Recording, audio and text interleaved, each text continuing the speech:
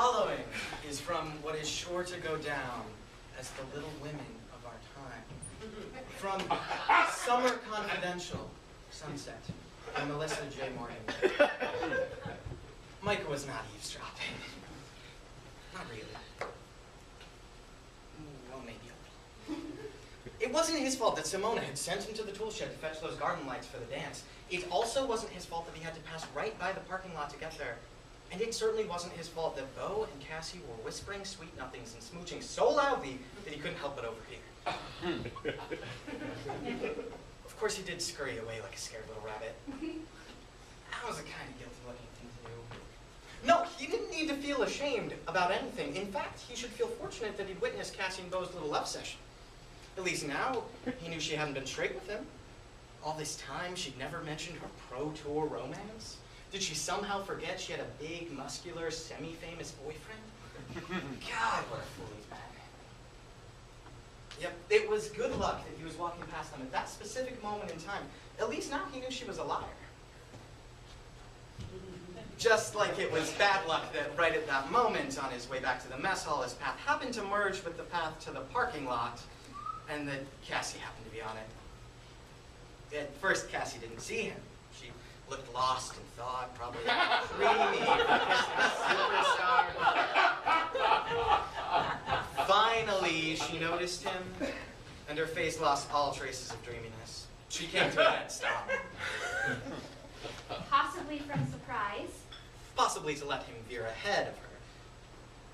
Only he came to a halt at exactly the same time.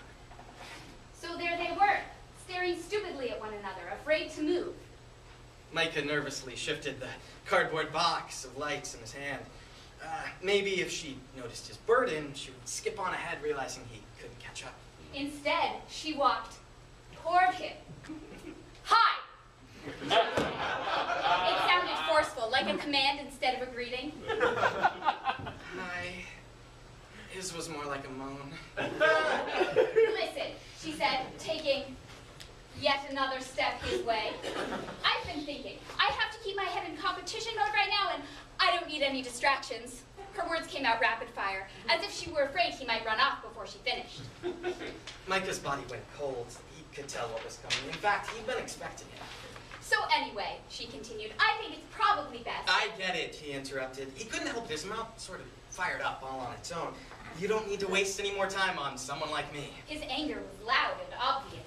Of course he was mad. She was a liar and a fake. But he was also mad at himself.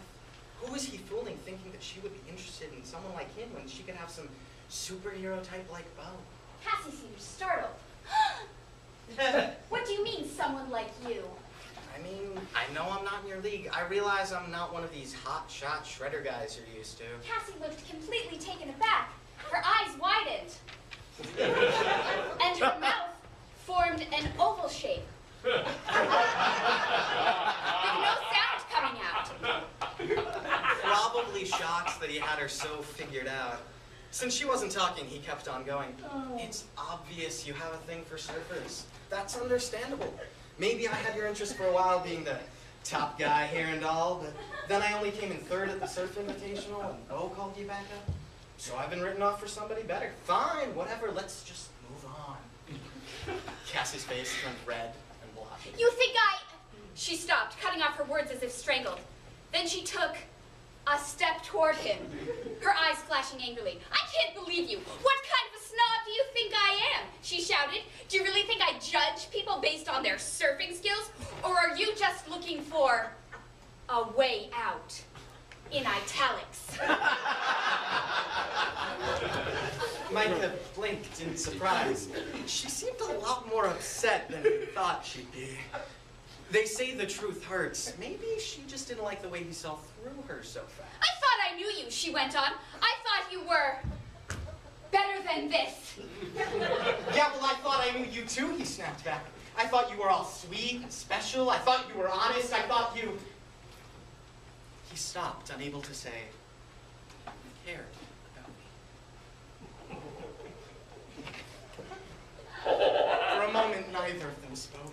They just listened to the shushing sounds of the wind, the waves, and the traffic on the nearby road. It seemed to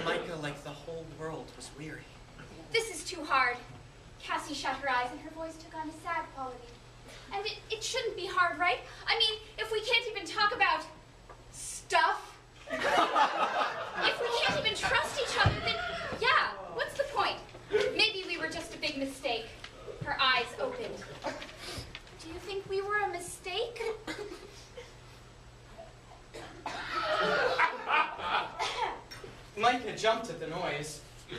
Even Cassie looked freaked. Turning around, they could now see Danica stepping out of the shadow of a banyan tree. Sorry to interrupt. She said Micah could tell she was trying to sound innocent. Simona sent me for you, Micah. She really needs you to help. Really needs your help stringing up the lights for tomorrow's dance. She's waiting in the mess hall. Okay, I'm coming. He muttered, not even trying to hide his annoyance. He turned back toward Cassie only to find she had gone. Her final question left hanging in the air, like a string of tiny legs.